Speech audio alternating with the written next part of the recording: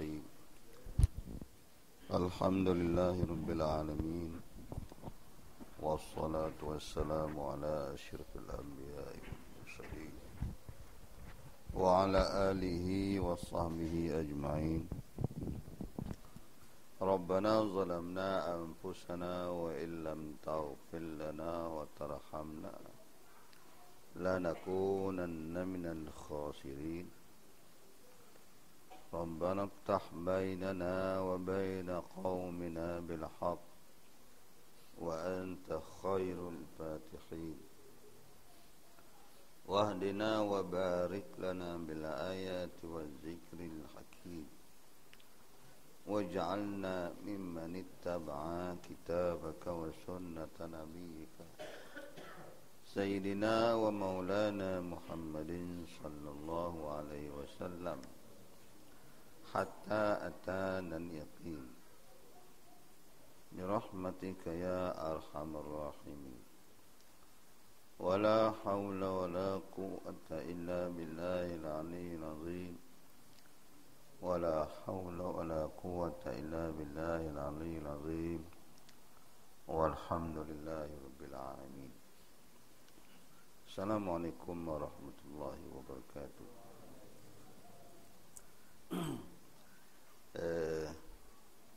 Tajuk kita dalam pasal yang pertama, Islam agama fitrah, yang kita dah jelaskan bulan sudah. Kita berhenti dulu di mana? Fitrah manusia. Ya, itu situ tempat yang kita berhenti pembacaan. Ada yang tempat berhenti. Ya.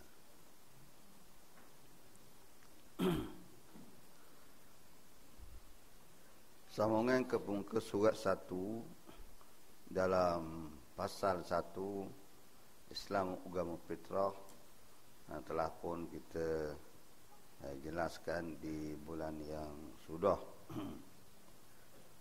Sambung lagi masalah ini, iaitu fitrah manusia perlu kepada agama. Di atas tajuk dia yang pertama, Islam agama fitrah, itu tajuk dia. Keduanya, dia bawah itu ada pula satu lagi tajuk, fitrah manusia perlu kepada agama. Jadi ini dua, dia panggil dua qadiyah, dua benda yang nak dibahas. Bahasa yang pertama ialah nak menjelaskan kepada kita berkaitan dengan Islam itu sendiri. Agama fitrah. Jadi agama fitrah tu diterjemahkan dulu ialah agama Allah. Jadi bila agama fitrah diterjemahan dia yang maksudlah agama Allah, tapi mengapa dia sebut agama fitrah? Dia menunjukkan kepada kita bagaimana yang telah kita tahu dulu, fitrah tu dengan arti benda yang kira segala-galanya bersihlah. Kita nak cari satu bahasa yang tepat dengan perkataan-perkataan Arab ni sangat susah sebenarnya. Bila mana pergi kepada bahasan ilmiah, ada pembahasan yang tak dijadikan bahasan. Bahasa yang kita guna sebagai bahasa harian itu dia tak perlu bahasan. Macam kita nak bahas, nak sebut masalah makan, minum, bahasa harian. Bila sebut makan, orang tahu dah apa cerita makan. Bila sebut minum, orang tahu juga apa benda minum. Tapi bila bawa bahasan dalam bidang ilmu, dia memberi arti yang lain. Begitu. Mana bahasa kita pun ada juga. Bahasa kita yang ada tak lain tak bukan, dia ambil daripada bahasa-bahasa inilah. Jadi apa tak lagi bahasa Arab sendiri. Jadi ada kata-kata yang digunakan untuk masa-masa yang tentu sebagai perbualan, perbincangan harian.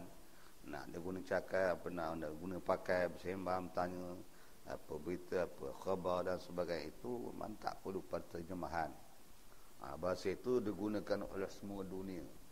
Tapi perkataan-perkataan itu bila bawa kepada tajuk ilmu, bahasan ilmu, sesuatu ilmu, dia mempunyai arti yang lain. Itulah satu daripada benda yang sangat penting dalam bidang masalah bahasan ilmu. Tapi kita merasa itu tak penting. Bila orang cakap kita erti makna, sudahlah, tidak. Hantaran ilmu lain. Hantaran ilmu, tujuan hantaran ilmu itu supaya jelas segala maklumat depan kita. Dalam itu dia ada satu keputusan pula hasil pada penjelasan itu, kupasan, penerangan dan sebagainya. Jadi dalam penjelasan itu adalah keputusan dia. Keputusan yang sama, ada kita nak tolak ataupun nak terima. Tengok keputusan. Kalau keputusan itu adalah baik, jadi kita kena terima. Kalau keputusan dalam perbahasan itu tak boleh, kita tolak. Maka masalah terima tolak ini dalam Islam dia mesti berdasar kepada maklumat yang datang daripada Allah. Sebab itu dia kata Islam tu bukan fitrah, tidak ada campur aduk dengan segala benda-benda yang macam kita lah. Kita nak banyak campur tu campur ini. Nak jadikan sesuatu benda orang seronok, orang sedap makan, sedap minum umpamanya, kita banyak campur. Rasa manis pun ada, masam-masim pun ada. Itu jenis kita. Allah Ta'ala itu gitu ke, membersihkan segala campuran, tak ada adunan itu jenis. Mata-mata dipanggil itu hakiki. Datang daripada Allah Ta'ala yang tak terlibat daripada mana-mana pihak. Tak ada saranan siapa-siapa, tak ada campur kongsi dengan siapa-siapa. Semua ini datang daripada Allah yang sifat qadim daga azali. Jadi Islam tu adalah benda yang agama peraturan yang Allah Ta'ala taja, itulah peraturan qadim daga azali, bukan peraturan ciptaan. Begitu. Ada pun perkataan yang manusia berbuat dalam dunia, kebanyakan ni direka oleh manusia berdasar kepada kekuatan akal. Jadi kekuatan akal tu dia tidak seimbang. Dia tidak seimbang. Akal tu lagi pula, akal tu dia ada adonan, dia ada gabungan dia. Adakah sebenar-benar akal yang berpunca, dia kata akal wahyu, akal yang boleh menerima wahyu sebenarnya, ini akal boleh terima, boleh pakai. Maka akal sumpah ni tidak ada, maka wujud pada Rasulullah, pada para sahabat setelah mereka Islam. Tapi akal selain pada itu, akal sudah bercampur aduk, bergaul, dah jadi dua-dua, ada belaka gitu. Jadi bila campur aduk adalah pemikiran, pendapatan, benda-benda yang dicadangkan bercampur dengan nafsu. Ini yang penuh tu. Jadi kita tak cek tentang itu, kita tak kisah itu. Jadi apa benda yang ditajuk oleh manusia yang bukan berpunca daripada wahyu, mesti ada campuran dengan nafsu. Bercampur nafsu ini jadi masalah. Maknanya kita sudah bertempur dengan dasar qadim, dasar yang tidak ada ciptaan siapa yang sama jadi dengan zat dan Allah Subhanahu Wa Taala. Zat Allah Ta'ala tidak ada awal akhir. Mana kesemuanya maklumat yang Islam ni kita tidak ada awal, tidak ada akhir. Sebab itu dia adalah duduk di pada zat Allah Ta'ala. Mana boleh kita nak petikai, mana boleh kita nak kata begitu gini. Dia bila datang pada manusia, yang Tuhan bagi kekuatan akal tadi, tapi angka tak angka jenis mana. Adakah angka yang berdasar kepada wahyu? Sama ada Quran atau angka yang ada sudah sikit-sikit adalah, tapi ada campuran nafsu. Campuran nafsu dia mesti ada kecenderungan, orang Arab panggil muyul, kecenderungan peribadi. Lepas tu dalam undang-undang yang dapat dunia ada yang terkecuali. Dalam masa yang pertama ada kecuali. Ngapa orang ini kena, ngapa orang ini tak lepas? Ini yang Islam tak mahu ni. Allah Ta'ala tak mahu lah macam itu. Tapi inilah manusia mahu. Kita tak mikir kebenaran, jadi ketima telan bulat. Jadi akan membawa akibat. Begitu sebenarnya. Akan bawa akibat. Siapa yang tanggung? Manusia sendirilah tanggung. Dia kata aku tak ada kena-mengena, aku terlepas daripada segalanya. Aku atur untuk kamu, tapi dah nak buat perubahan silalah. Tapi tu jadi. Sudah. Tapi manusia bukan mikir sampai situ. Itulah masalah sekarang kita berdepan dengan kekuatan peraturan-peraturan cara hidup yang ditaja oleh manusia berdasar kepada akal yang bukan mengambil perkiraan wahyu. Punah selalu. Bukan senang tu. Tapi benda ni siapa nak bahas? Siapa nak bincang? Kadang-kadang itu remeh-temeh punya hal. Jadi bila gitu, orang yang sangat-sangat bijak dalam bentuk meneraka, memikirkan kajian ni ialah Yahudi. Allah Ta'ala wa faddalna hum ala Allah Ta'ala bagi satu keistimewaan kepada kaum Yahudi, dia boleh mengatasi fikrah alam. Ada setengah ulama kali tafsir kata khusus di masa itu saja, tak terlibat dengan akhir zaman. Kerana umat Islam, umat yang beriman dengan Muhammad ni lebih hebat daripada kaum-kaum Yahudi. Tapi di masa sebelum pada bangkitnya Muhammad, memang Yahudi lah yang paling hebat dalam fikrah dunia. Maka dia gunakanlah kekuatan itu sesampai dunia tertakluk oleh fikiran manusia. Sebab itulah hatta lawan kita nakkan bunuh berjuta-juta. Jerman hampir lumpuh dengan pengaruh Yahudi. Tapi kita ambil Yahudi untuk berbincang gitu, habislah. Inilah masalah yang timbulkan yang PAS tak setuju ni. Bukan yang tak setuju dengan cara emosi gitu dah, berdasar pada ilmiah. Tapi UMNO tak reti. Dia kena sebut benda gini. Dah. UMNO bawah ni pakai ikut je, atas ni. Itu. Jadi punahlah. Jadi bila punah sekarang, ini yang Allah Ta'ala sebut. Sebab tu zaharal fasadu fil bari wal bahri ma kasabat aydina. Punah darat laut manusia lah punya. Aku tak muncul, kamu muncul. Habis kena miskin siapa lagi? Nak gerojok siapa? Dan kata cari dia lah. Nak betul semua lah. Ada hantar sikat air mengelapur semua sekali. Tak ada air. Tu. Kita nak tutup lubang mana jangan air turun. Tak ada. Nak teratak, kita nak atak bumi, tak teratak mampu nak atak. Nak somat mana air keluar, tak ada mampu nak somat. Ini masalah, bukan masalah kecil Islam. Sebab tu disebut agama Islam tu agama fitrah, agama Allah erti. Bila Allah, kita fikir kepada Allah, bila kita fikir Allah sifat dengan selain pada wujud tu, memang tentulah benda tu wujud. Aqidah, baqa', mukhalafah. Begitu gini. Wahdaniyah, qadar ida semua sekali. Jadi arti benda ini, benda yang berkaitan dengan sifat itu. Islam berkaitan dengan sifat-sifat ini semua. Benda lagi kita nak petik, benda kita nak bimbang, nak takut, nak itu dan begini.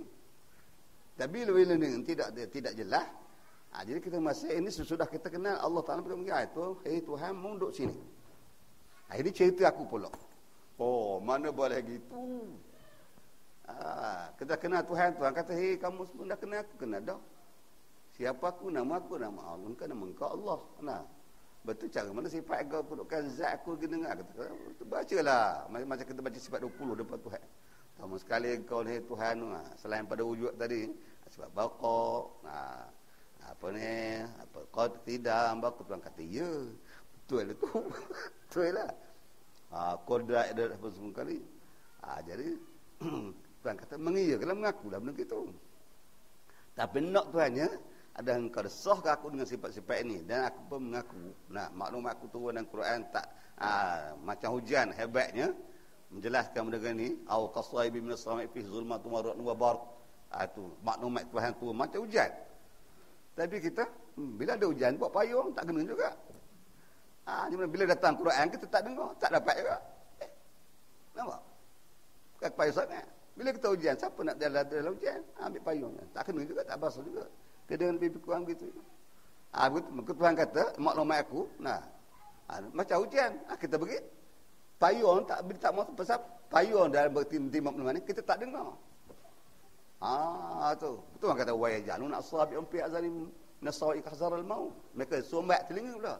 Dengar maklumat dengan Quran, hadis Nabi aku, engkau sumbat telinga. Nak reti bila? Tak reti sampai mati. Jadilah benda yang jadi. Bukan payah nak sipir dia. Mudah dia. Dia bukan senang nak betulkan begitu. Benda-benda ini perlu dijelaskan dalam khutbah Jumaat. Tu Jumaat kena itu tajuk dia. Janganlah tajuk jalan raya. Jangan tajuk kelapa sawit. Ni, Masya Allah. Kadang-kadang kita pun naik bengon juga. apa cerita majlis teruk amat bab itu tebak. Nah, kadang-kadang sampai pada ada tajuk ni traffic light nak bahagikan api ya, tempat kita lalu jalan ada sebut penuh sekarang ni. Sebut benda gitu. Itu kerja JPJ. Nah, apa sebut dalam tu? Astagfirullah. Teruk tak teruknya fikrah umat Islam hari ni. Apa? Nak mengelakkan pada maklumat ya Allah Taala kerana tak takut pemerintah marah. Jen tu sekali. Tuhan marah kita tak kira. Pemerintah marah kita ambil perhatian. Oh, tak kena. Itu mana petrol. Jadi sekarang ni kita dapat maklumat benda yang paling pertama, ditonjok pada kita petrol. Benda paling bersih, tak campur apa, tak ada apa benda asli. Bersih asli sungguh. Original sungguh, tak ada campuran apa-apa. Maka benda asli ni mesti sesuai dengan benda asli juga. Tidak ada membawa arti yang besar lah kalau sekian benda asli pergi kita select pada benda yang benda yang bukan jenis asli. Benda. Jadi manusia ni jenis benda asli juga, sebab itu disebut manusia fitrah manusia. Tapi bukan manusia asli tak arti manusia ni qadim, bukan mana begitu. Arti kejadian manusia itu ialah juga bersih daripada segala rupa segala benda-benda yang boleh menyebabkan manusia itu tercemar di peringkat yang paling awal. Sebab itu disebut fitrah. Sebab itu Rasulullah ada menjelaskan kul mauludin yuladu al fitrah yuhawidanihi aw yumajisanihi aw yunasiranihi fa abawahuma aw kama qala. Manusia ni bila lahir tu tak ada benda lah nak cari molek benda tu. Molek sungguh dah. Tapi mengapa jadi Yahudi? Nabi kata. Mengapa jadi Nasara? Mengapa menjadi penyembah berhala? Pak abah mengkehnya mu ayah tak reti. Nabi senang je. Pak abah mengkeh mu ayah pasal jenis tak reti. Tak sayang ke benda barang molek. Nah. Abah tu ada benda begini kena tak boleh kita suruh, tak ada sembunyikan, kena jelas. Abah sebut fitrah. Sekarang kita sudah dapat dua fitrah. Fitrah dah. Islam sebab fitrah tak perlu kita petikai. Kalau kita berasa syok lagi, zam lagi, waham lagi, curiga lagi, itu tak ada orang buat lah. Tu. Tapi memanglah itu kerja syaitan ala hilaknah kerja supaya menjadikan manusia itu ragu-ragu. Sampai nak ambil yang mana, nak pilih yang mana. Nak pergi cekor, nak pergi buah hak mana. Muzabzabina baina zalika la ilaha wa la ilaha. Nak ambil mana satu ni. Nak ikut yang ni ke nak ikut yang ni. Sudah soalan. Itu benda. Itulah. Jadi apabila Allah Ta'ala keluarkan maklumat ni untuk menghujah manusia supaya jangan manusia terpesong, jangan menolak fitrah yang datang daripada Allah yang bersih segala-galanya, yang tidak ada awal ada akhir zat Allah, begitu juga tidak ada awal tak ada akhirnya maklumat ini. Maklumat duduk daripada kalam Allah yang berpunca daripada ilmu Allah. Iradat mengatur menyusun, kuasa qudrat melahirkan benda, menurunkan Muhammad. Nah, ilmu Allah semula jadi, yang tidak ada awal, bukan berdasar pada cubaan, rekaan, macam-macam ujian, tak ada semua. Zat yang bersifat dengan sifat ilmu. Begitu. Maka di sana ada iradat, kehendak Allah Ta'ala. Kehendak tu yang tidak ada permulaan juga, sama saya sentaknya. Tuhan sudah mengenaki dengan apa yang ada yang di dalam ilmu dia. Kerja sifat kerja kodrat menzahirkan, melahirkan, menyatakan benda yang Tuhan kehendaki pada masa-masa yang tentu. Begitu. Mana hanya bila Allah Ta'ala turunkan kepada Nabi pada Rasul, itulah punya hakikat yang ada di zat Allah Ta'ala nak bagi benda molek.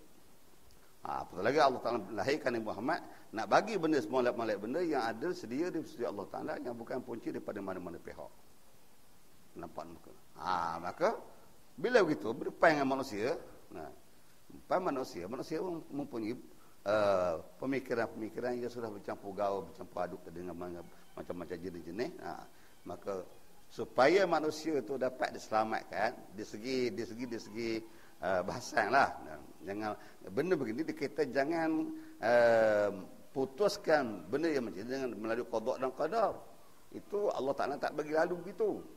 Itu hanya i'tiqad kita.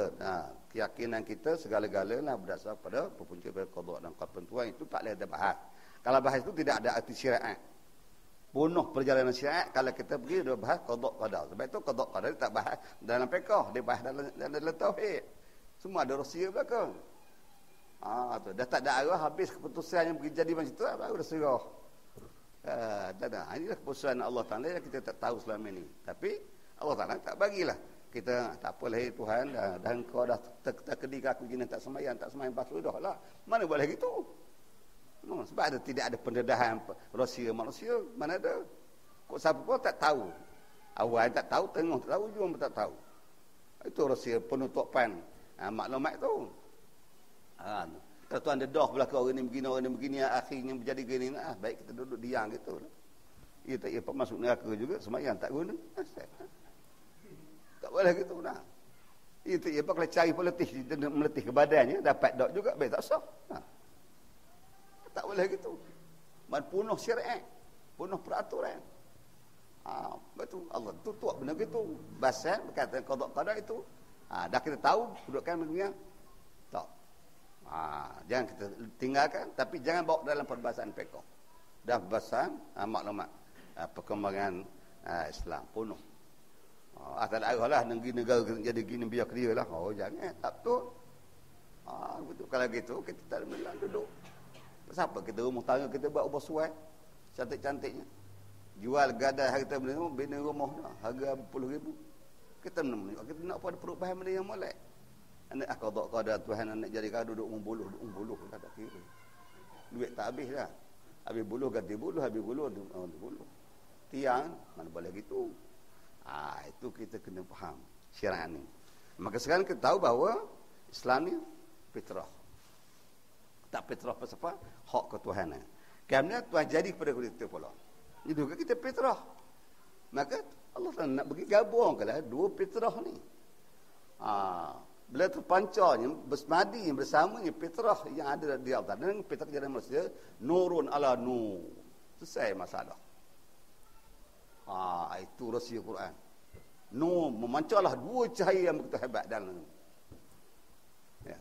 Langsung Tuhan tak fikirkan, tak tanya sepatah pun di hari masyarakat bila duduk macam ni. Kalau macam kita ni letihlah kita jawab besok. Maka ambil mana duit, ambil mana. Tu rahsia tu. Tuan gabung kan nurun ala nur. Nur atas nur.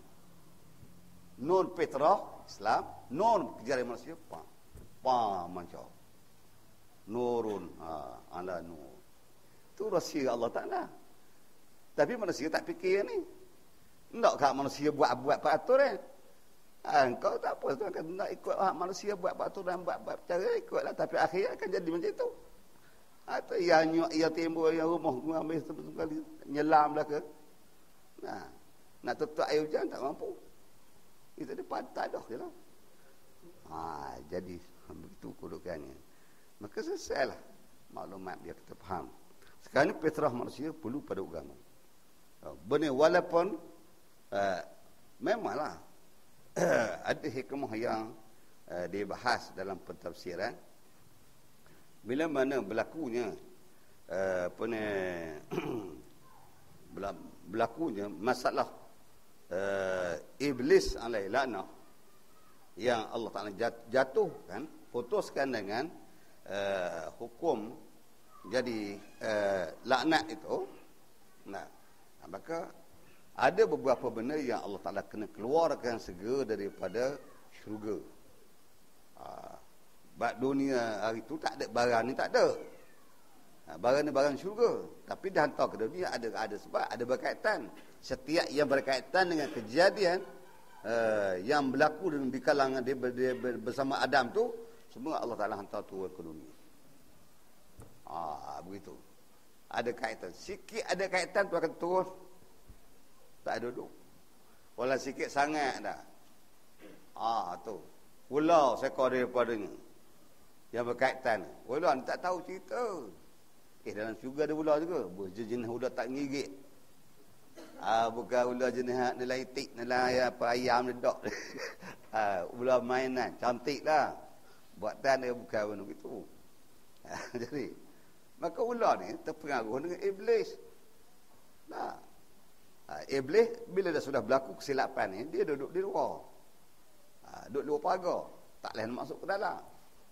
Sedangkan dia cara mana ikhtiar nak masuk ke dalam supaya dia nak, dia sebab dia duduk luar sebab kes dia dengan kes hadang dia lah. Terus Tuhan tak hantar dia pergi iblis ke dunia. Keluar ke dulu. Duduk luar pagar. Maka iblis tak puas hati selagi orang yang menyebabkan dia jadi begitu tu tak dapat dipengaruhi supaya keluar sama dengan seria dengan dia. Turun dulu, kemudian tak kira lah turun juga. Jadi iblis nak cari mana masuk tak lepas, kawalan ketat. Ular tadi ikut dalam sejarah, dalam pentafsiran, dia senasa keluar masuk. Dia digunakan oleh iblis. Tu pujuk dia gini tolonglah tu. Aku masih keluar je sekejap je nak masuk dalam tu. Tu. Macam mana tu? Engkau nganga mulut aku masuk dalam. Manusia. Binatang pedang lagi iblis pun menipu. Ular nganga mulut masih masuk dalam. Bila ular masuk dia keluar dalam syurga. Masuk dalam pula melalui ular tadi dalam satu pentafsiran. Bila keluar tadi, ular tak tahu cerita, tak tahu cerita apa. Dia jujur begitu je lah. Yelah, kena nak tuan aku boleh lah. Duduk dalam perut lah. Keluar duduk. Iblis pun buatlah perancangan itu. Maka bila sampai kepada peringkat Allah SWT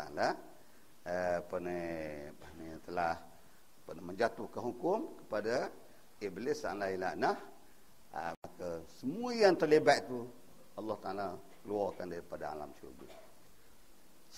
Terlibat banyak ke, terlibat sedikit ke, keluar, tak boleh. Manakala sekiranya duduk dalam syurga ada terlibat dengan kih, Allah telah hambat keluar, hantar keluar. Macam mana dalam dunia kita terlibat dengan masalah ni? Tiba-tiba boleh kata tuan pari ke syurga semula. Abadan tak akan menerima, tak akan mengasa selama-lama.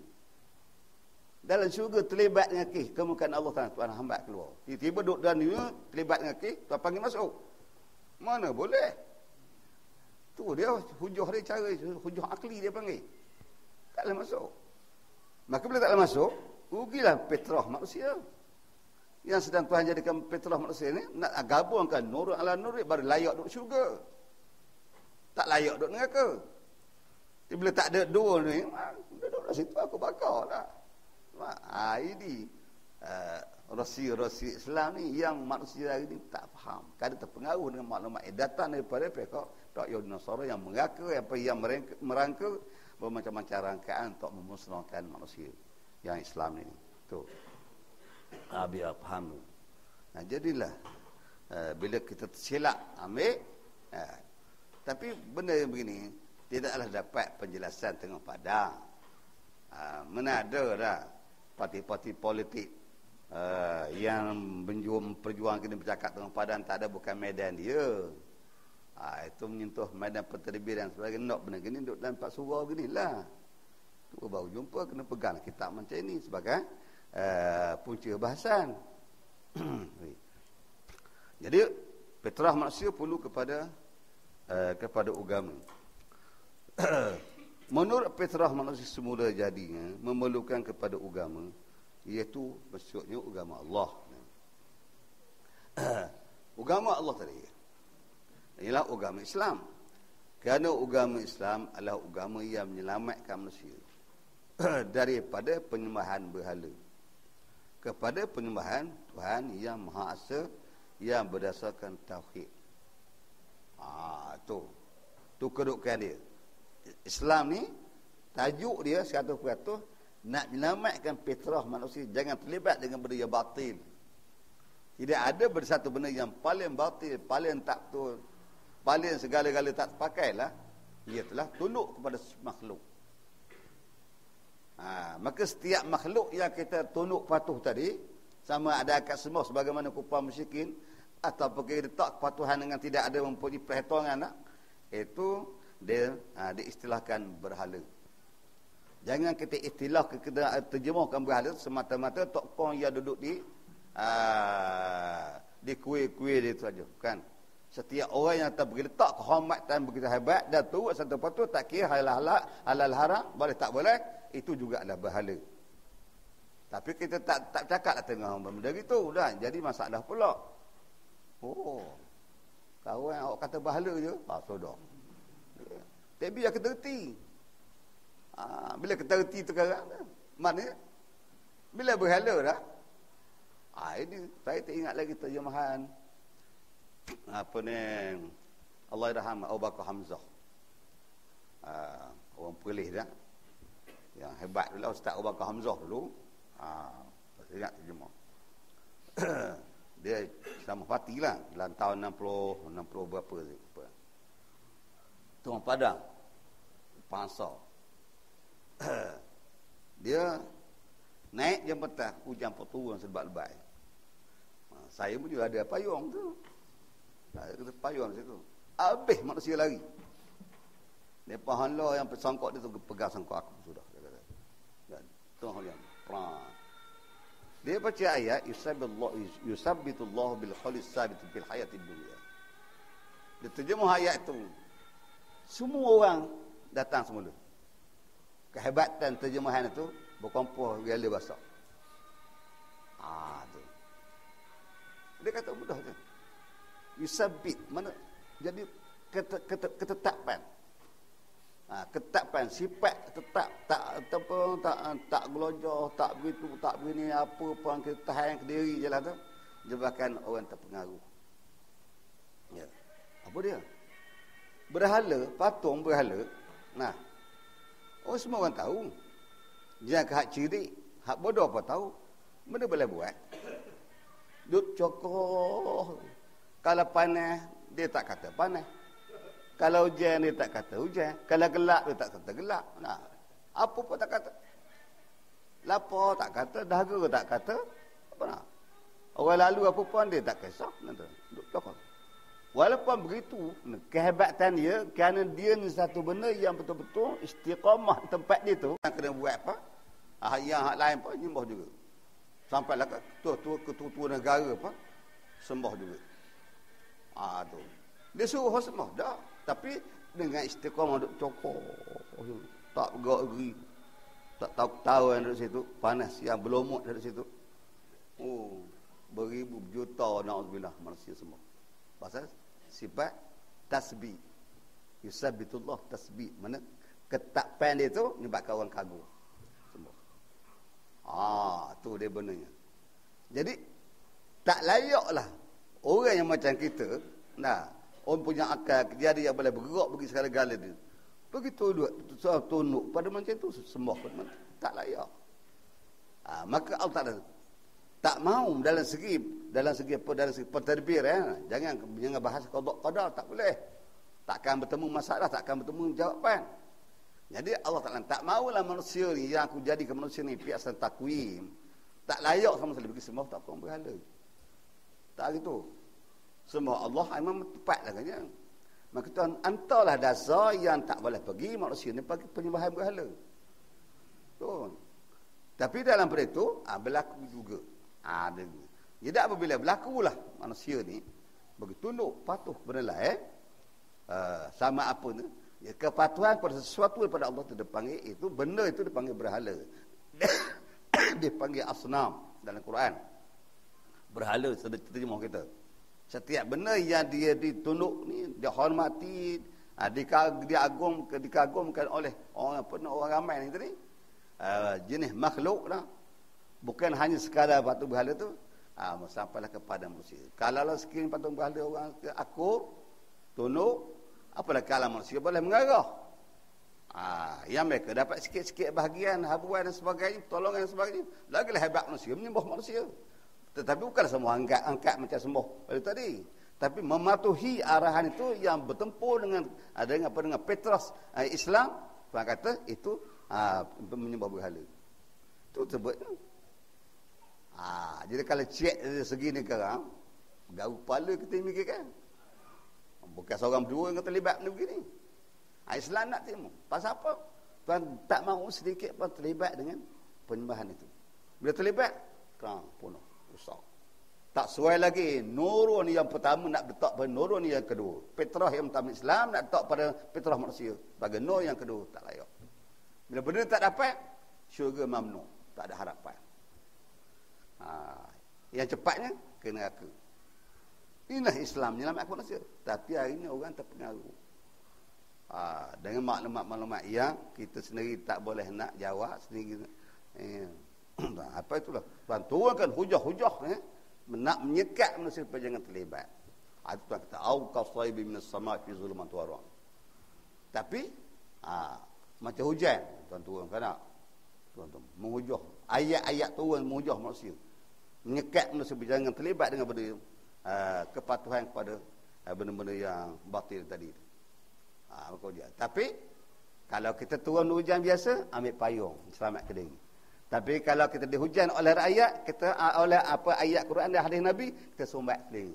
Wa yaj'aluna asabi'ahum fi azadi min as-sawa'iq hazar al-maut. Mereka sumbat telinga-telinga tu. Kenapa? Kerana takut mati. Istilah takut mati yang disebut ayat ini, terjemah ini dia panggil sini, ini kalam apa dia panggil isnad majaz daripada ini perkataan dipanggil isnad majaz di dalam bahasan ilmu Quran. Kita sebut ni bukan takut mati ni. Takut mati mana takut beriman. Takutnya orang ni beriman sehingga sampai tak mau dengar ayat, tak mau dengar hadis. Itu ibarat Allah SWT. Takutnya manusia ni daripada kekufuran kepada beriman, tak sedia beriman, tak bersentuh dengan beriman, menjadi musuh dia iman tu. Supaya jangan ditarik dengan maklumat malam iman, tutup telinga hazar maut kalau takut beriman. Tu. Jadi tutup telinga, kita tak jumpa lagi orang kita ni bila dengar baca tutup telinga. Arti tahdir tanpa ilmu. Tutup telinga dia kan payah sangat. Kita ambillah makna yang kedua, makna yang ketiga, makna yang keempat. Tak bersedia nak mendengar maklumat, tak sedia mendengar Quran, tak sedia dengan terjemahan, tak sedia. Itulah makna tutup telinga. Maklumat tak ada, bakal telang semua. Ini benar, kita kena faham. Jangan kita ikut bagi kita turut satu tajuk, satu benda tu dengan cara orang tua-tua kata jangan cara bagi buta, jangan. Fasalu ahla zikri in kuntum la ta'lamun. Tanyalah orang tahu kalau kamu tak erti, jangan ikut bagi buta begitu. Buruk padanya. Jadi fitrah pula. Maka nak mengembali ke fitrah tersebut bukan satu benda yang mudah. Sebab itulah pada Rasul SAW menghadapi umat beratus-ratus tahun nak mengislamkan seorang manusia itu makan masa bukan sehari dua. Nuh nak mengislamkan umat dia daripada ribu-ribu, juta-juta rakyat manusia itu dapat 103 orang je dalam masa 700 tahun lebih. Tu 100 tahun dapat 10 orang je, bayangkanlah. Teruk tak teruk je, punuh tak punuhnya manusia itu.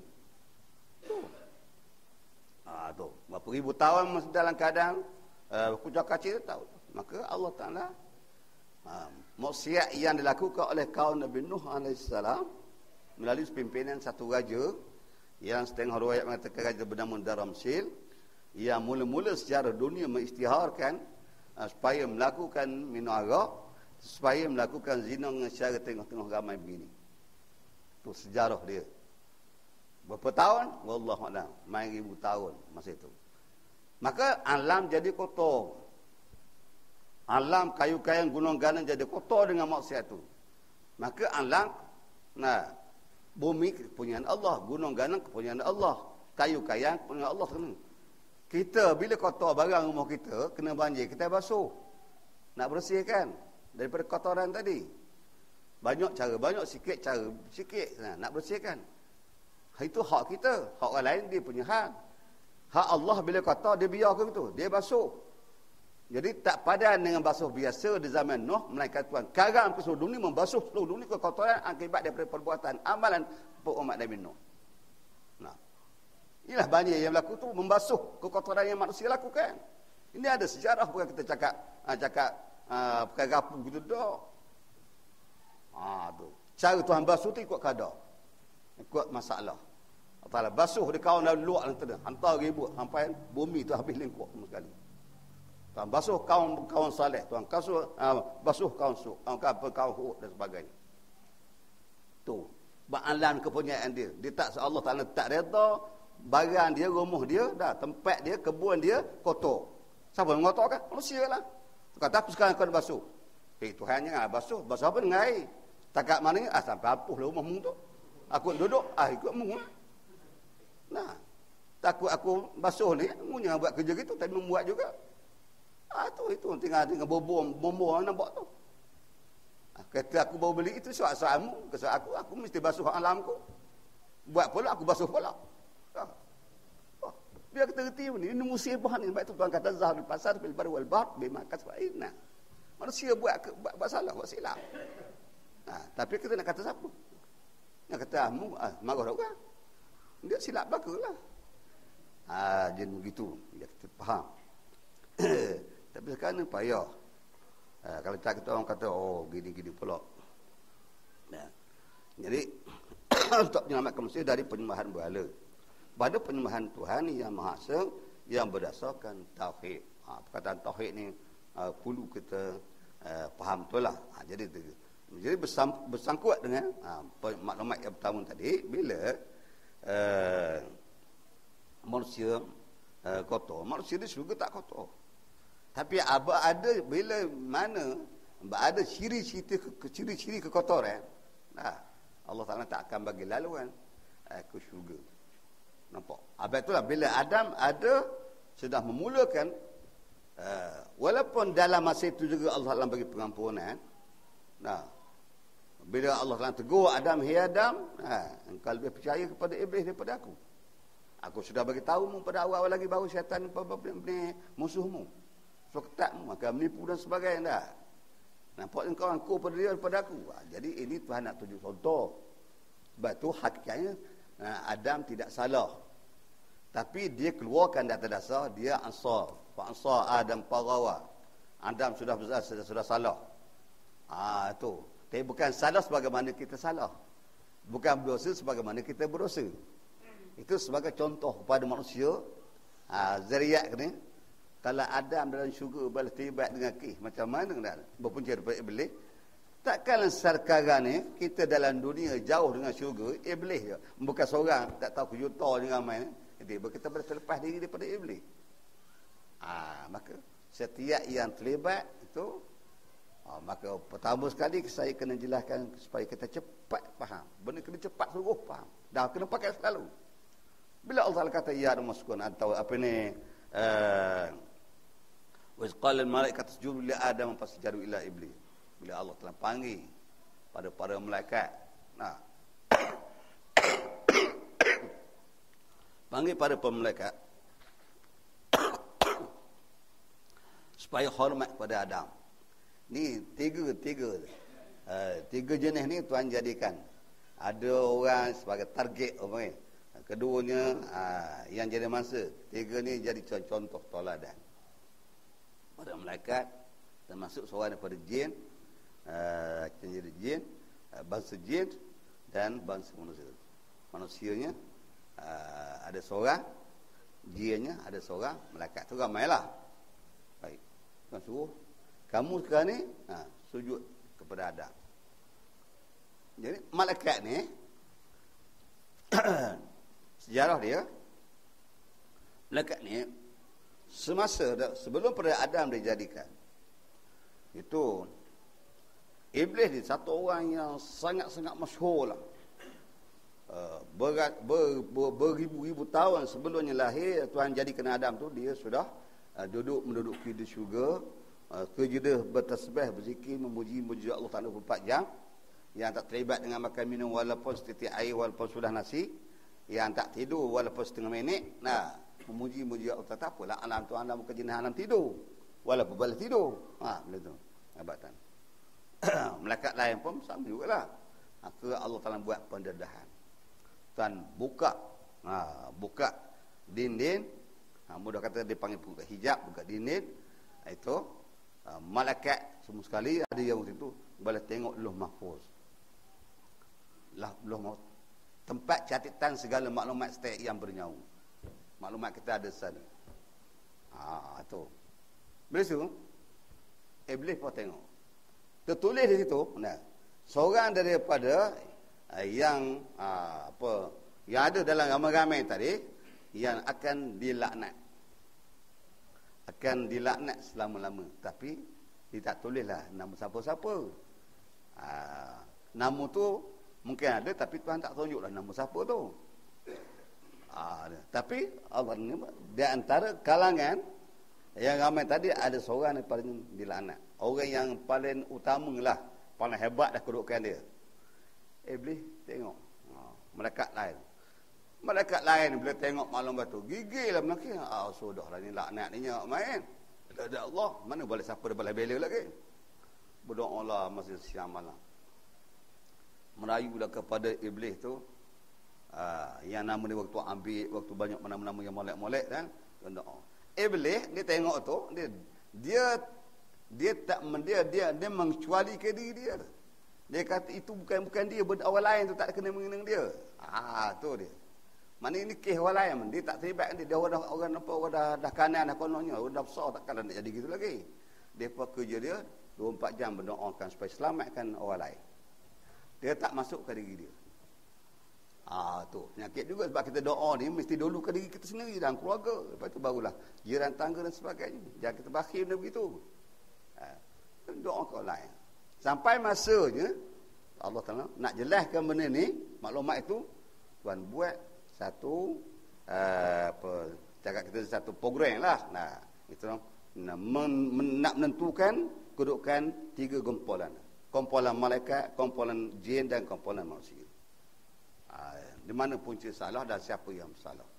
Tuhan panggil program melalui sujud. Bila sujud tu malaikat ni apa lagi dia tengok tu, kalau lawan kau mungkin jadi masalah.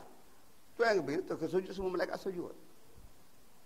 Adam tak sujud sebab dia sebagai alat yang dikehendaki menjadi bahan tempat tumpuan. Kalau kata manuh tempat tergik itulah tu. Itu tidak terlibat kesalahan dengan iblis. Iblis tak sujud. Iblis sanggup tak sujud. Pasal apa tak sujud? Bila Allah Ta'ala tengok iblis tak sujud, Allah Ta'ala tu tanya. Tuhan tu persoalkan. Tuhan kata, ya iblis,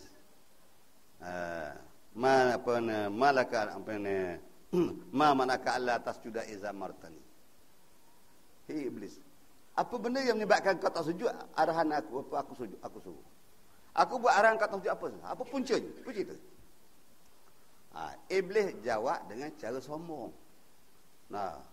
Dengan cara ego dia. Dia jawab bentuk mana? Dia jawab dalam bentuk soalan juga. Ini kaedah. Kaedah dalam Islam nak tahu. Kita nak tahu orang bodoh je, nak tahu, nak tengok orang sombong. Saya buka dah malam cerita dia. Kalau kita tanya satu orang tu jawab tanya dengan soalan itu, orang sombong. Bodoh je.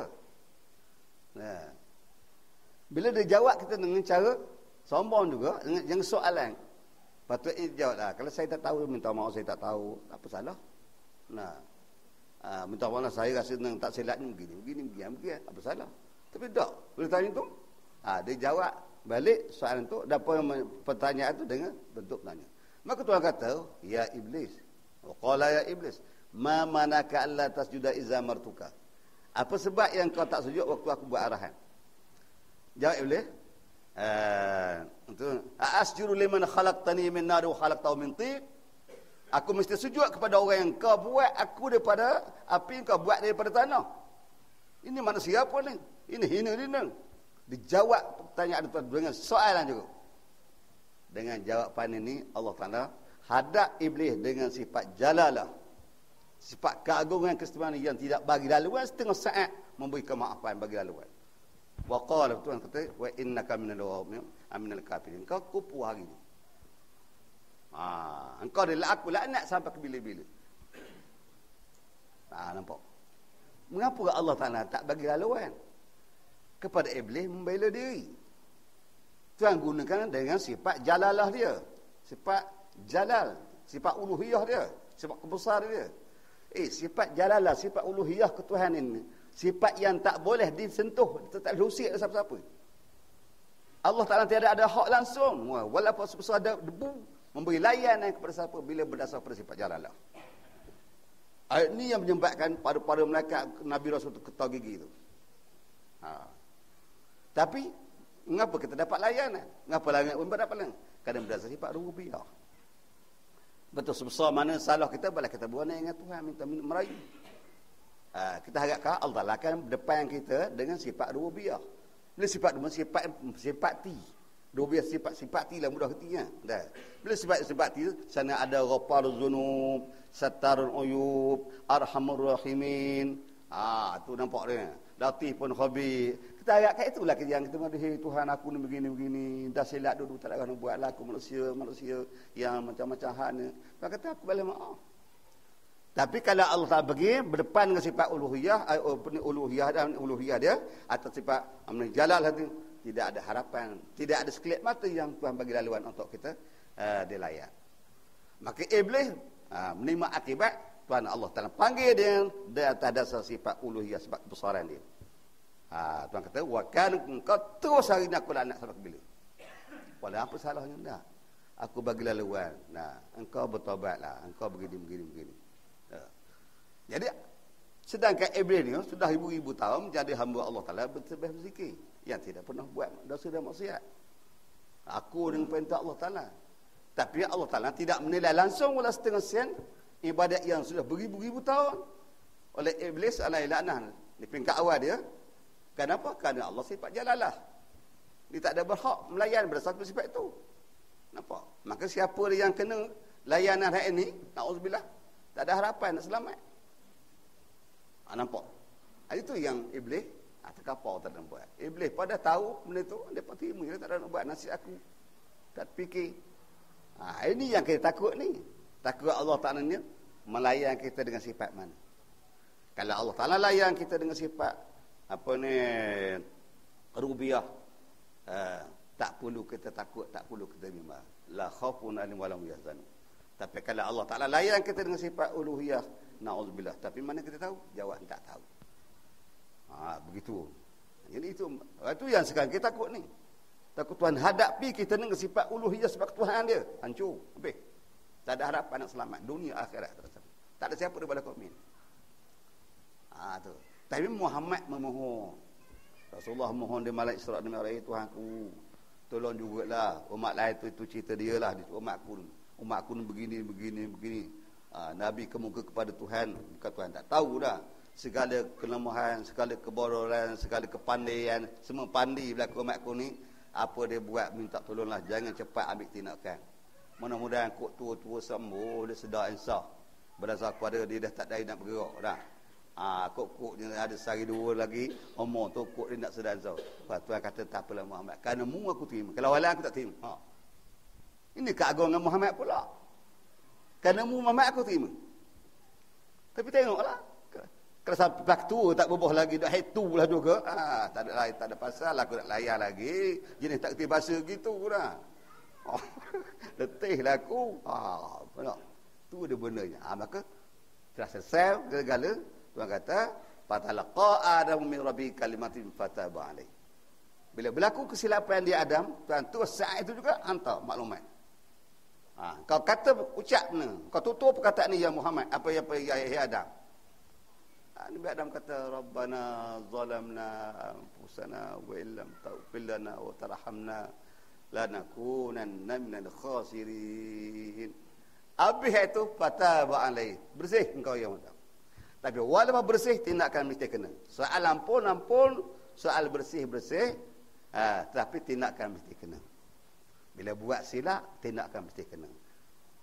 Bukan di atas dosa, tapi di atas kesilapan yang kau lakukan. Iaitu, ihbitu ba'dukum li ba'd. Mesti keluar daripada syurga ni. Tangguhlah apa yang ada di sana. Maka hantar yang pertama, iblis yang terlibat dengan keluar daripada syurga. Iblis sampai ke dunia sebelum Adam sampai. Bila iblis tahulah Adam akan sampai sekejap hari. Iblis bila sampai dia turun dulu, dia buat kesiapan.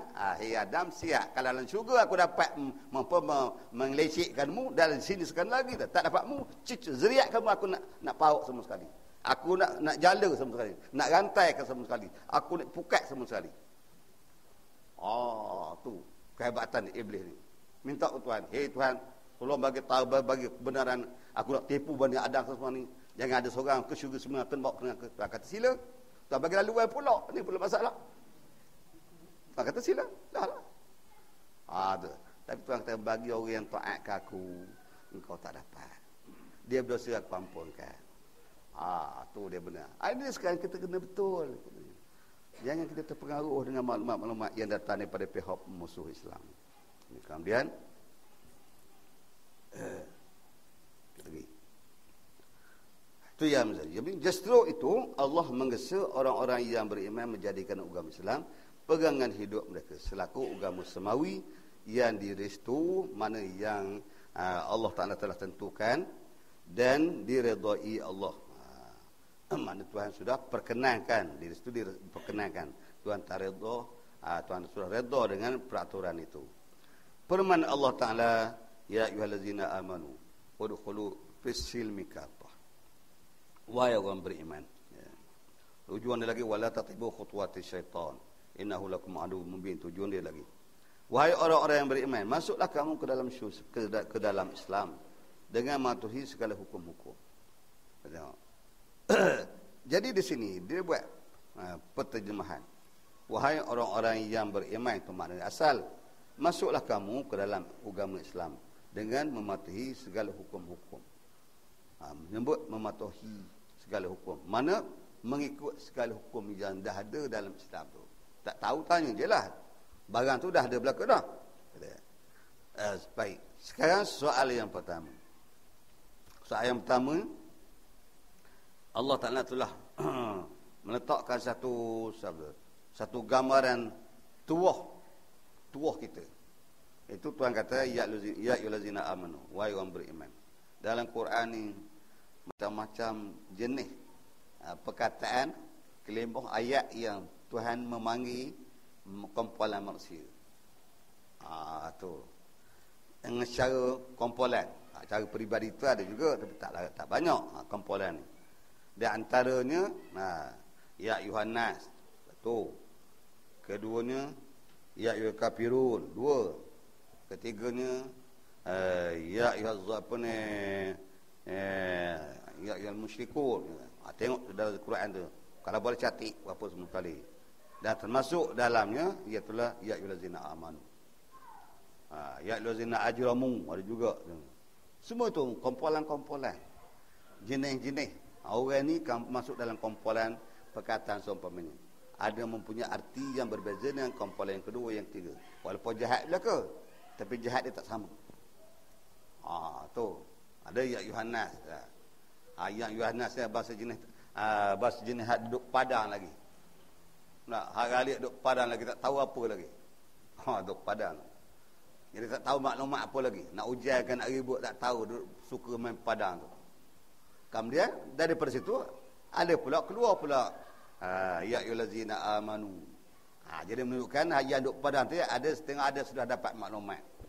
Bila maklumat ni sampai ada yang menerima, ada yang menolak. Yang menerima tu termasuk dalam panggilan ya ayyuhallazina amanu. Ini orang nasin. Ini kumpulan duduk sini. Kumpulan Anas tu haji ni duduk padang lagi. Kemudian yang geng-geng mendengar ramai-ramai tadi, dengar belaka dah atau berapa orang mendengar tak kira lah. Yang menerima duduk sini, yang menolak yang nak tu duduk sini. Pergi duduk kumpulan yang ketiga. Kumpulan yang nak tadi Tuhan kata ya ayyuhallazina kafaru. Ya ayyuhallazina kafaru. Wahai orang kafir. Itu bezanya. Ada menunjukkan satu kumpulan tadi yang tak kira siapa, miskin kaya, satu nada, satu cara, satu aliran je. Tapi bila datangnya wahyu akan berpecah. Akan berpecah. Manusia akan berpecah. Allah Taala memecahkan daripada golongan ramai tadi nak mengasingkan di antara yang ramai-ramai yang terbaik, tanda yang terbaik, punca yang baik, ambil yang baik tu letak sini. Tak ada campur lah. Walaupun kumpulan tu juga. Ada hak yang bertambah tak baiknya, nak banding dengan hak dengar hak yang tak ada benda reti tadi, mudah dengar dah, cerdik pun semua kali dengar dah. Segala-gala jelas belaka mengapa orang ni mengapa kau tolak, ambil tak sini. Jadi allazina kafaru tu lebih elok, lebih jahat daripada allazina apa ya Yohanes. Ya Yohanes dia jenis hak bahasa duk padang kita tak tahu maklumat apa. Awak dah dengar dah cirik juga. Jenis makan nasi segala-gala tapi ngapa? Talak, ngapa kawan tu menerima? Nasihat kata. Lepas tu dalam itu pula mungkin juga dalam hak yang beriman tadi pun ada juga bermasalah. Hak ini hak jahat tampaknya ya luzina asyraku. Ya luzina ajramu. Itu golongan sudah terlibat dengan kis pula dalam tu pula dah. Tapi walaupun ada masalah amanu tapi dia sudah terlibat dengan ajramu. Silap salah. Nampak? Yang jenis begitu juga. Dia sudah kafaru. Tambah lagi kufur, tambah lagi pula dengan ajramu. Tambah pula kesilapan lagi. Dah lah kafir, minum arak lagi, zina, bunuh orang, merancang sekali itu. Tambah lagi itu ajramu pula tu. Itu. Itu benar. Apa ni? Tuhan sebut dalam Quran tu, ayat tu Tuhan kata, murka demi murka. Azab demi azab. Dah lah kafir dah. Tambah pula buatan jahat pula lagi. Itu. Semua ada. Tini. Maka sekarang ni berpecahlah manusia. Jadi, maklumat Islam ni, itulah tajuk dia, itulah kesemua sekali menyelamatkan manusia. Sebab tu Tuhan sebut kafatan. Yang zina kafah semua sekali, tidak ada berkecuali. Semua sekali. Tapi ada orang menolak. Bila menolak, hak menolak itulah yang buat masalah. Sebab tu kita tak boleh tak bolehlah kita nak buat alasan sekarang ni, terutama sekali, mengapa tak benar? Ini dasarlah, dasar majlis agama Islam. Tak benar siapa-siapa dia bercakap politik dalam masjid, dalam surau. Tu. Tu tak benar. Kain tu. Adalah. Dalam teliah saya tu ada 2, 3, 4 teliah. Dah. Tak benar. Dah boleh diambil tindakan dan sebagainya. Tapi saya lawan. Aku tak benar, tak benar. Pasal ini kata, ini mantap betul. Kalau kita tak benar bercakap, bila orang reti? Bila manusia nak reti? Kita sekarang nak suruh manusia reti. Hak tak reti nak jadi reti, hak tak ada ilmu jadi ilmu. Kalau kita tak boleh bercakap tu, jahil kekal jahil. Betul kita marah dia pula, mana boleh? Kita bercakap, dia nak pakai tak pakai, tak hak dia. Tanya betul, tanya apa pasal tak boleh ni, dia kata manusia akan berpecah. Pecah lah, peduli apa? Pasal kita nak ambil yang molek, takkan kita nak campur. Ini telah hak baru, ini telah hak apa, telah dah termelah, campur tu ke? Punah ganuh lalu lah. 10 butir telah hak molek, masuk 10 butir termedah, boleh makan tak? Muntah lewah lah, habis buang sama kali. Bukan payah hang banding kan? Tu. Butir dah termelah. Cek pula tu. Hak ni molek belaka. Pernah mak tu. Dapat tak apalah tu, dapat ke butir. Terus ada goreng. Wah, apa cerita ni? Ngapa makcik kena? Termasuk termelah butir tu. Tu. Nampak kalau ada kedai makan boleh daru ke mahkamah. Pada yang muka. Tu je. Kes sebutir je. Jadi biar bersih, bersih. Hak itu sama nak makan juga belah lah. Dia pelahak. Makan lah. Tu. Kalau sekarang atas alasan takut kaum terjemuk, bangsa takut berpecah sebelum kali, Muhammad yang paling berhak membuat rayuan berhei Tuhan. Aku minta maaf lah. Kalau kau minta aku sampaikan maklumat Islam kepada Nasrani, kaum aku pecah. Sedangkan aku sayang pada kawanku lagi sanak saudara aku tak mau pecah. Dah. Sekarang ni kalau aku bawa tajuk ni, manusia kepecah. Abu Jahal cara Abu Jahal, Abu Lahab cara Abu Lahab, Abu Lahab cara Abu Lahab. Aku cara aku pecah lah. Nampak? Tapi pecah lah sebabnya Allah Ta'ala nak ambil hak molek dia tak sebelah. Nak cek hak molek mana hak molek atau molek, ambil tak sebelah. Kekal tak molek tu, boleh kalau boleh dibasuh, boleh dibersihkan, bersih. Kalau tak boleh juga, ambil aduk sebelah. Bila sebelah hak molek, sebelah tak molek, itu manusia boleh buat ukuran. Ini hak molek ni tak molek. Ini barang original, ini barang apa? Barang palsu. Begitu. Nak juga murah nak. Serupa orang tapi dan 3 hari tak kata kena hobah semula. Lu 3 hari baru berjalan. Kata hobah semula. Ngapa? Barang palsu. Tapi hari ini tahan 3 tahun tak ada.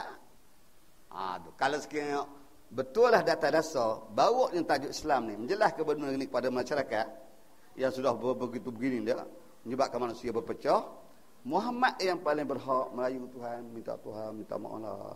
Aku tak boleh bawa tajuk ni, mencari kawanku berpecah. Akan begitu begini macam-macam. Nah tu. Gimana? Maka adakah Muhammad melakukan? Tak. Pecah-pecah kerana Tuhan nak isi, nak bagikan, nak hasilkan yang molek tak molek, yang tak molek tak molek, selesai masalah. Ini sekarang ni. Ni kena jelaskan, bila tak jelas siapa tahu. Duk bahasa dia molek tak, kita kata kita molek. Mana yang betul, kena ada maklumat. Begitu biar kita faham. Hamba tu turun ayat yulazina amanu udkhulu fis silm kafa. Bila mana kita sudah duduk dalam istilah amanu, beriman. Itu satu cerita pula iman tu nanti kata jelas pula amanu. Allah Taala buat kawalan. Itu kena hati-hati. Siapa buat kawalan? Allah, bukan orang, bukan malaikat. Muhammad hanya menyampaikan saja risalah saja. Tapi yang mengawal Allah Taala, kawal dengan peraturan, dengan syariat. Syariat itu undang-undang. Terjemah syariat itu undang-undang. Kita terjemah syariat dengan semayang bang. Nah, tu tak kena tu. Semayang bang tu duduk bawah dari undang-undang. Syariat kena terjemah dengan undang-undang, dasar. Itu banyak lagi kita bertelingkah. Syariat Islam, dasar Islam. Bila dasar tu, soalan masalah dia. Dasar negeri negara, dasar mesti terlibat dengan negeri dan negara. Dan setiap apa yang ada dalam negara itu tak kira siapa. Itu dasar. Tapi kata jemaah syariat dengan semayang apa? Habis. Dasar cerita lain, semayang cerita lain. Ini yang berlaku dalam umat Islam hari ini. Dia sebut syariat, apa ke aku semayang dah. Aku puasa dah, ulang ke Mekah 4 kali setahun. Nah, itu jemaah dia. Silap selalu. Bukan senang nak betulkan benda begini.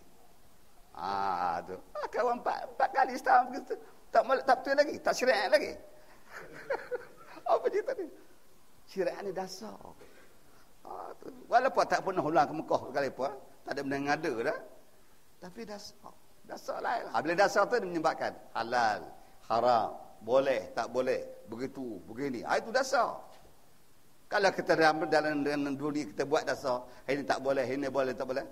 Pasal apa dasar yang dibuat oleh Allah Taala sendiri, yang punya segala-gala, yang memiliki segala-gala, dia berdasar dia kita talak. Nah, dasar kita ambil. Di mana kelebihan kita, di mana kekurangan Allah Taala. Ini kesilapan. Mesti kita betulkan semula. Sebab tu Tuhan kata, udkhulu fis silmi kafah. Masuk ke semua sekali. Jangan ada berkecuali. Bila berkecuali dia jadi masalah. Apa punca ni? Punca beberapa orang Yahudi masuk Islam. Asalnya beberapa orang Yahudi masuk Islam, termasuklah Abdullah bin Salam. Tu ketua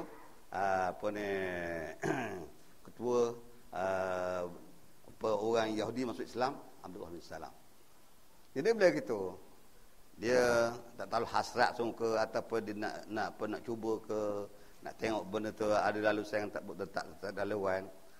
Jadi datanglah beberapa orang Yahudi, yang sudah Islam ni jumpa Nabi, minta supaya dapat kebenaran, persetujuan. Macam mana ya Rasulullah, kalau kita buat amal ni Islam tak Islam dah tak apa. Tapi kita ambil dah setengah maklumat Taurat ni kita untuk beramal dan sebagainya. Ada, bukan dia bahasa tak betul dah lah, kok-koknya ada boleh laluan, kok dapat ada pontokan. Bila Islam ni boleh campur dengan Yahudi sikit, dengan Kristian sikit, dengan apa sikit, ambil situ. Hari ni molek kita pakai ini yang molek terima yang ini dah. Ya Islam balik dah, tapi ini agak nampaknya mungkin lagi hebat mana. Gabung gitu, boleh ke tidak? Ada rayuan. Bila rayu supaya ada sikit sebanyak amalan di dalam Yahudi, dalam Taurat, dalam Injil itu masuk ke dalam Islam ni, kok boleh turun ayat ni. Semua sekali mesti tiba Islam satu. Jangan ada Yahudi, jangan ada Nasara. Allah Taala bagi lalu, bagi maklumat, bagi amaran. Jangan satu pun, jangan sebesar jari pun cuba ambil luar daripada Islam, potokkan Islam ni. Walaupun ada penyamaan sikit, itu soal lain. Tapi ini aku dah tajuk Islam ni, jangan sekali-kali ambil maklumat lain. Nampak? Tu. Jadi bila ambil juga, senyap-senyap ambil juga, Tuhan larang kita ambil juga. Tuhan kata udkhulu fis silmi kafah, ni kita tidak ni. Kita tidak kafah, tidak keseluruhan. Ini kita ambil ada tak? Undang-undang keluarga kita pakai Islam. Undang-undang jenayah kita pakai tidak Islam. Ini apa cerita? Undang-undang jenayah tak boleh pakai Islam. Undang kekeluargaan pakai Islam. Undang-undang puasa, apa ni? Undang-undang puasa kita pakai Islam. Undang-undang hari raya kita pakai tidak Islam, bebas sama sekali, 24 jam jadi gila. Nah, bercerita, duduk bergedik, duduk depan TV 24 jam, bukan tak boleh cegah. Bagilah keistimewaan. Mercua aku sampai nak pecah telinga. Nah, ni cerita apa pula? Mana ada asal begitu? Pula dah. Nah, kita sudah bagi. Hari ini ambil undang-undang keluarga, dia kahwin pakai Islam. Cerai berai pakai Islam. Pesaka pakai Islam. Pergi haji apa semua sekali pakai Islam. Jenayah, la abadan tak boleh. Tak boleh. Ini apa cerita pula? Tu masalahnya. Maka kalau di awal, di peringkat awal Allah tak bagi laluan, di peringkat akhir tak bagi laluan. Jadi dalam gitu diam-diam. Diam-diam, tak siapa tak tahu lah main peranannya. Tak apalah. Tentang ayat kita ubah. Tetapi kita ubah dari segi dasar.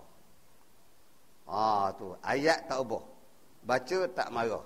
Tapi tentang dasar pelaksanaan, sorry, tak boleh ikut. Ini yang berlaku. Tak ada beza lah kalau gitu. Tidak kan? Ayat boleh baca bebas siang malam. Tapi dasar tak boleh. Serupalah juga kita tolak ayat dengan sekali-kali. Tu. Kalau satu ayat kita tolak, memberi arti ke semua Quran kita tolak. Dia bukan tolak sikit-sikit. Satu je benda silap, semua sekali musnah. Rukun sembahyang ada 13. Satu rosak, batal ke semua sekali. Dapat kesal je silapnya, apa kesalahnya, terima. Mana boleh tak? Kena mula semula. Nampak? Rukun Islam, rukun sembahyang 13. Satu je rosak ni. Tuhan, ngapa pula jadi batal begini? 12 lagi okey marik sangat aku buat sana. Dapat kesal je yang penuhnya. Tuhan kata, wala puasa penuh. Separuh penuh. Tak pakai sama sekali. Tu. Kena faham rukun ni. Nah, syarat puasa bergiam-giam umpama. Satu je silapnya, batal habis sama sekali. Letih sehari tu. Makan tak boleh juga. Tu kedudukan dia. Jadi tak boleh kita habis. Separuh-separuh sikit-sikit tak boleh. Kena ambil kesimpulan ni. Kalau talak semua senang cerita. Ni dak buat tak. Pasal apa? Kita ni yang disebutkan yuharrifuna al-kalima mawadhi'i. Mereka buat ubah. Buat perubahan cara senyap-senyap, pakat dengan gulung-gulungan siapa dia pakar-pakar undang-undang dunia tadi buat ubah. Entah ni kita ubah kita orang ramai kerti. Begitu. Maka dia tunjuklah kita dengan undang-undang yang sudah diubah suai. Tuan kata udkhulu fis-silm. Ayat ini dia pada masyarakat besar. Setiap kes yang Allah Ta'ala ambil tindakan, ayatnya akan datang sendiri, berbunyi. Bukan begitu saja. Ayat tu akan berbunyi sendiri. Ayatnya akan berbunyi depan Allah Ta'ala, depan perbicaraan tu. Kita nak lari kali ke mana lagi? Tu ayat tu bunyi. Bukan habis begitu saja. Jadi udkhulu fis silmi kafah, semua sekali. Kafah dengan mana? Jami'an, keseluruhan. Tak ada benda yang kecuali. Wala sikit, wala banyak pun semua sekali. Tidak ada satu pun yang tinggal. Kalau suka buat perubahan, buat sikit atau banyak, Allah Ta'ala sudah sekat. Wala tattabi'u khutuwati syaitan. Ingat-ingat, jangan kamu terpengaruh, ikut-ikut dengan cara-cara syaitan. Ingat sejarah syaitan, tok nenekmu dah kena dah kemarin. Tu nyebat duk dalam syurga kena keluar. Kalau kamu silap kena pula kena jerat iblis ni dalam dunia ni. Kalau yang dalam akhirat dalam syurga kena jerat, kena pengaruh iblis, kena keluar syurga. Macam mana kita duduk luar syurga ni kena pukat iblis balik masuk syurga pula? Tentu mustahil. Tu je hujah akli kan. Duduk dalam syurga buat silap kena keluar. Duduk luar buat silap balik masuk pula. Ini tak sabuh langsung. Mana ada jalan. Betul tak? Duduk dalam istana gajah hamba keluar. Tu. Kesnya pinggan seputih pecah. Konon lah mana. Silap-silap masuk, pecah. Gajah marah hamba keluar. Kita duduk gedik duduk luar misi sampai ke nak cerah dah. Gajah tidur payah dalam istana tu. Gajah kata, panggil Tok Rasyur dalam istana lawan ni. Dia ada gila situ, gitu ke? Mana ada gajah buat kerja macam tu? Tu. Tadi orang ni kena hambat dah. Keluar. Kesnya Silat je, sikit je silat dalam istana tadi. Raja kata, hambat keluar. Pergi lagi. Tak kata, kekat kepala. Lagi keluar. Duk keluar sampai cerah dia duk gedegang tu. Raja kata, sampai di situ dia keluar istana tu miskin tu.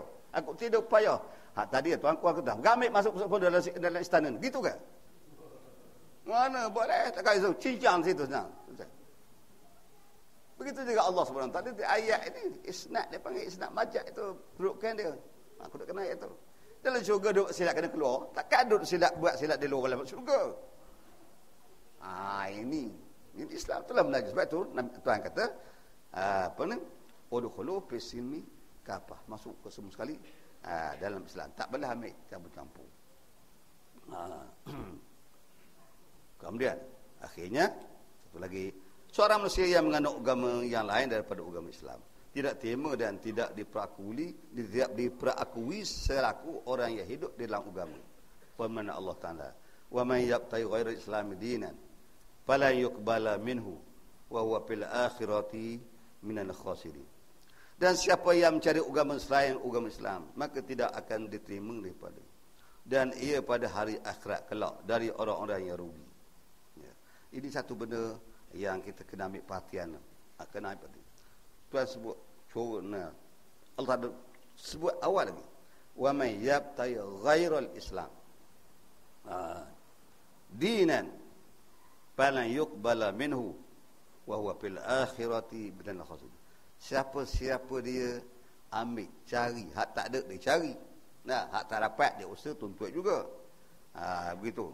Larang tak pakai, buat juga. Tapi dia ambil, dia kutiak ambil ni ghairul Islam, selain pada peraturan Islam. Selain dari peraturan Islam. Peraturan Islam kita tahulah Allah Ta'ala. Bukan ciptaan baru dah. Tapi dia ambil hak lain. Hak lain tak kira lah. Sama ada dia hak tarat walaupun dulu betul. Injil dulu. Atau apa manusia buat cerita sendiri. Buat gubah sendiri. Bergubah sendiri. Macam-macam kaya benda. Maka dia buatlah apa-apa saja amalan dalam itu. Dia sembahyang, dia puasa, dia haji, dia dinan sebagai buat dasar. Itulah kerja dia, penerusan hidup dia. Penerusan hidup dia sampai ke habis umur, mengambil dasar daripada Islam tu. Falan yuqbala minhu. Allah tanda tak terima. Sampai ke bila? Tak terima sampai ke bila? Tahu di mana tak terima sampai ke bila? Kerana Allah Ta'ala sebut penolakan melalui lan, palan. Mana tidak diterima. Bila? Tak ada bila. Selagi pakai, aku tolak. Di sini dibahas oleh ahli-ahli ilmu, tolak macam mana. Mana selagi kita, hak mudah kita kata, selagi kita berpegang dengan dasar macam ini, dasar Islam ni, kita semayang, Allah Ta'ala tak terima semayang. Puasa Tuhan tak terima puasa. Buat masjid Tuhan tak terima, tak jadi pahala. Buat boleh, tak ada hal. Ulang ke Mekah, Allah lah. Bagi, pahala tak ada. Apa semua ada? Boleh untuk duit habis. Segala amalan sikit apa terlagi banyak dah Tuhan tolak ke semua ni pasal apa? Dasar tidak Islam. Allah Ta'ala tidak bagi lalu setengah minit membawa dasar dia tu. Tu setengah inci pun Allah Ta'ala terima ambil dasar. Pasal apa? Paudah punahlah dasar dia. Tu dia. Mana Allah Ta'ala memang tak berubah, kok bila-bila tak berubah. Artinya tidak adalah kehebatan Allah Ta'ala dari segi peraturannya. Bila mana tidak hormat dengan dasar dia. Mana ada lagi orang cilin, orang puli Tuhan, orang apa tu, apalah Tuhan dasar ni nyusuh begitu. Gitulah jadinya. Bahasa dia jadi gitu. Allah Ta'ala pantang dia buat kerja macam itu sebab dia sifat jalalah. Jadi untuk yang pastikan sifat jalah tu berlaku, Tuhan kata, buatlah apa pun selain daripada Islam aku tak terima. Mengaji itu sama. Tuhan aku semayang tu, cibur kat saya itu mengaji. Aku pergi ulang ke Mekah 4 kali setahun, itu mengaji. Aku suruh tak.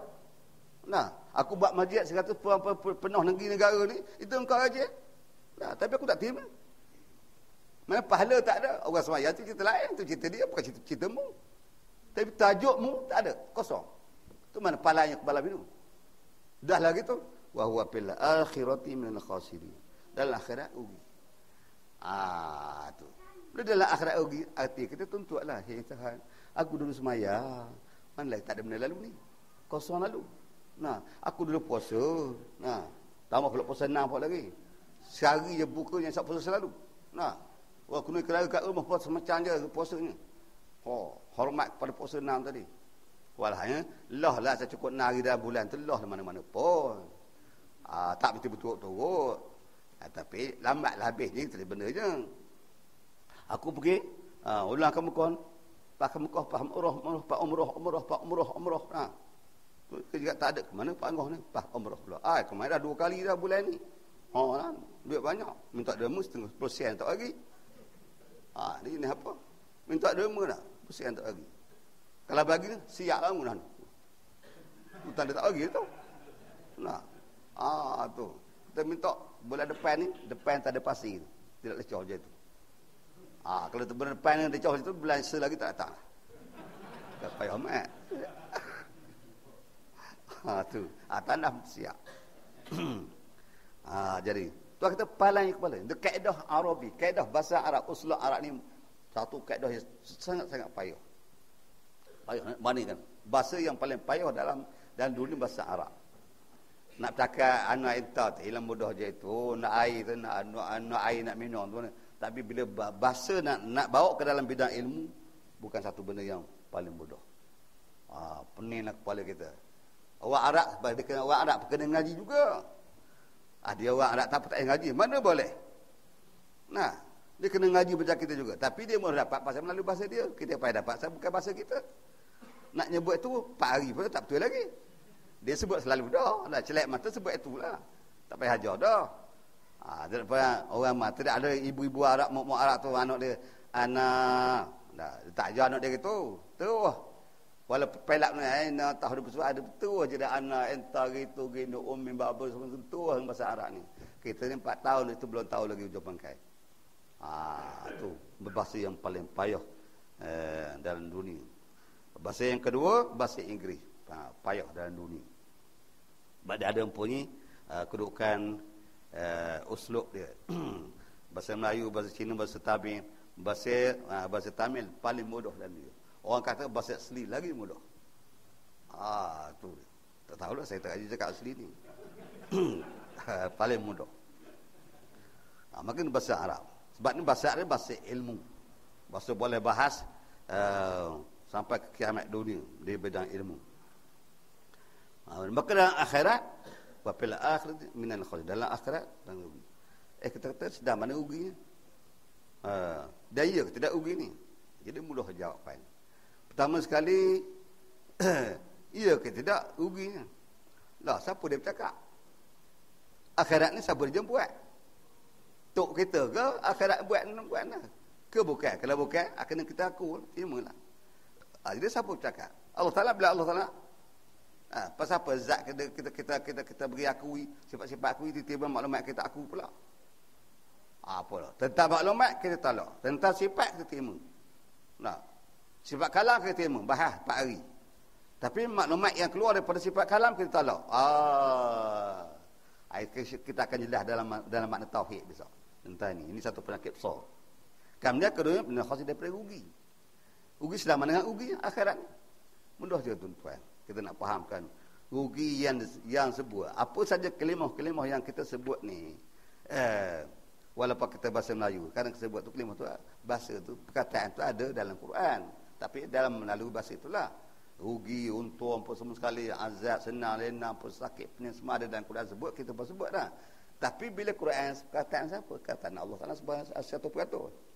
Bila mana Allah Ta'ala sebut untung, nah, kita sebut untung. Takkanlah untung yang kita sebut sama dengan keuntungan yang Tuhan sebut. Tak sama. Tu dia ada 2 taraf sekongkuan. Pertama sekali dia tilik lah masalah berniaga. Berniaga ni manusia dia berdasar dia berniaga belaka, tapi berdasar pada kemampuan masing-masing. Ada orang berniaga dia keluar modal 10,000. Dia pusingan itu 10,000 tu. Nah, ada orang berniaga dia keluar modal dia 100,000. Pusingan dia lah 10,000 tu, 100,000 tu. Ada yang lebih lagi. Maka kedua-duanya, orang ni, mereka ni, orang yang 10,000, dia cerita dia untung. Alhamdulillah saya bulan ni, cara puas hati lah, alhamdulillah, untung sungguh. Modal banyak mana? 10,000. Maka keuntungan berdasar kepada pusingan 10,000 tu lah. Takkan sampai berjuta. Siapa boleh terima? Tiba-tiba orang 100,000 pun menega dia, saya alhamdulillah tu. Dalam tahun ni puas hati tu menega. Ada banyak mana? 100,000. Keuntungan dia mesti berasal punca daripada pusingan 100,000. Takkan sama dengan pusingan yang 10,000. Tak sama dengan hak 10 juta, hak 1000 juta, hak bilion. Tak sama. Tu satu. Kena faham tu. Ia sebut untung belaka, tapi untung dia tak sama dengan untung kita. Untung yang sana tak sama dengan untung yang ini. Pasal dia modal dia berapa? Tu satu. Keduanya, tarah orang bercakap pula dah. Cakap, siapa dia bercakap? Ni cakap budak-budak, dia cakap kenyang juga. Nah, tapi kenyang cara budak. Ini orang tua kenyang juga. Tapi kenyang cara tua tak sama dengan kenyang cara budak cakap. Kenyang budak bercakap, kenyang makan cekedi. Nah, tu. Tak boleh tahan buat kerja kenyang tu. Nak pergi nembah-nembah, tak boleh kenyang makan cekedi ni. Bawa kapok tak nak pikul tak boleh tak. Tapi kenyang orang tua, kenyang makan nasi. Kita. Boleh duduk main mengayun kapok lontan tu, makan nasi. Tak tahu nak tahu yang tidaknya orang tua. Maknanya saya kena nebah. Ambil pohon nebah. Tak makan nasi, cuma makan cekedi je. Try. Tak ada dua tempat tu. Terterak saya tu lah. Ketau ke. Tak sama. Itu semua kena buat kajian belakang. Betul. Lebih lagi orang cakap. Mak ayah kita takkan bersama dengan cakap awal lah bahasa yang sama. Betul. Yang besar lagi, yang kedua kampungnya, dengan penghulunya, sampai kata-kata sama. Sekali yang cakap ni, kita cakap rugi. Siapa kita makhluk? Yang cakap rugi, siapa? Allah. Takkan sama maklumat makhluk dengan maklumat Allah. Maka rugi yang Allah sebut, tak boleh kita nak fikir. Allah tak boleh fikir. Langit bumi tak boleh fikir. Malaikat tak boleh fikir. Sedang mana rugi? Ini perkiraan para Rasul. Betul, mereka tak silap. Tu. Habis juga untungnya, begitu juga azabnya. Sebuah azab oleh manusia, setakat mana azabnya. Menyesal satu orang, setakat dia ada umur. Dah mati, pergi pukul lagi, bodoh pula umur dia. Dah, raja murka. Seksa rakyat dia. Tangkap dia. Pukul yang kira lah, mati tak berjerit. Lagi ada bunyi. Dah mati, pukul lagi. Ini raja cirik macam mana ni? Tuanku, pukul lagi. Aku nak seksa dia. Dia mati dah, jadi dia pukulnya. Kau pukul pun tak jadi hancur, pun tak jadi apa dah tu. Tapi kalau Allah Ta'ala seksa, mati bila? Bila Tuhan seksa? Bila mati? Tak ada sejarah dah. Kalau Tuhan seksa pak sudah. Tak ada sejarah kita. Lepas. Itu dah ambil perkiraan oleh para Rasul. Apa tu? Azab yang Tuhan cerita, dengan azab yang kita kata, mesti ada buat kajian. Untung yang Allah Ta'ala sebut, dengan untung yang kita sebut, kena buat kajian. Betul? Rugi yang Allah Ta'ala sebut, dengan rugi yang kita sebut, mesti buat kajian. Maka sekarang Tuhan sebut rugi. Setakat mana rugi? Langit bumi nak baca tak boleh. Malaikat tak boleh nak buat. Itu rugi yang Tuhan. Maka sekarang ni, kita rela rugi yang Allah Ta'ala cadang, daripada kita, daripada rugi yang manusia cadang. Manusia rugi lawak, pangah, pakcik, kalau tak sokong kami ni gini-gini, awak tak dapat projek. Kita pun, ya juga weh. Kita pun penyokong macam kena mati. Tak tahu bila, lepas hari ni tak berubah lagi. Itu pula juga. Tuhan kata rugi, biar sedaman dengan rugi. Tuhan kata gitu. Gini ke? Ini dasar iman tak ada dah. Iman dia tak mesti berlaku macam itu. Bukan satu benda yang mudah. Itu kena kira. Maklumat yang datang pada Allah Rasul, mesti ada perantaran pertelemahan yang sangat-sangat jauh, sangat-sangat tinggi. Tu. Salah masalah. Apa Tuhan kata? Wa man yabtaghi ghairul Islam dinan, sebab tu perkataan dinan tu, mengapa Tuhan bagi letak dinan situ? Tu adalah satu mengandung makna yang kompleks sekali. Apa saja ambil. Tak ada kira tu. Betul ke tak betul ke molek ke Tuhan setuju kita setuju, Nabi berkenan ke tak dengan kira ambil lah. Selesai masalah. Tu Tuhan kata pala ya Tuhan talak semua. Tengok besar dalam akhirat kosong, zero, tak benda-benda. Mana pahala kawan? Pahala benda tu puasa siapa suruh? Pahala haji siapa suruh pergi haji? Tak ada. Minta siapa? Nak minta kita, hak kita tak cukup. Mereka orang pula. Habislah. Jadi mudah-mudahan kita dapat kepahaman tentang dua fitrah tadi. Jadi untuk memenuhi Dasar fitrah yang pria ibadillah khaufun itu sama kan. Tanya tuan kata aku tidak tanya. Kalau jenis kita letihlah situ. Iya. Tahbilik sudah. Inilah perjuangan para Rasul. Nak orang awal lain tak dapat tak apa. Bukan. Nabi kata tak intidah orang yang beriman betul. Iman orang macam tak tidak okey lagi. Kalau betulnya iman yang okey itu, sebagaimana kita suka diri kita molek, kita suka orang tu molek juga. Kalau suka diri kita yang kaya, kita suka. Selagi seorang tak ada, kita takkan berjalan. Duk pi mana lagi panggung tak ada. Pergi cari dia, sesat mana? Duk di jamban ke apa ke? Tu. Bahkan tak berjalan. Ganggu pula. Tu. Kita takut yang dia ganggu tadi, ganggu jalan dia. Kita carilah. Ni dia. Pasal apa? Tidur. Lah, osong situ. Betul ahli syurga. Kita dapat tiket dah pergi syurga, satu buah pas tadi. Tapi ada seorang jemaah kita tu, masalah. Jadi merayu lah Tuhan nampaknya. Kami terganggu ni, apa itu kes orang tu. Tak apa silap ni. Maka dengan itu, dengan syufaat ramai-ramai, Tuhan maafkan. Habis itu, Nabi kata, alaikum bil jemaah. Kamu mesti bersama dengan jemaah. Jangan buat seorang. Seorang banyak masalah. Bila insyaAllah mudah-mudahan, akan datang ni, kita akan pergi ke satu maklumat. Kuntum khaira ummatin ukhrijat lin nas ta'muruna bil ma'ruf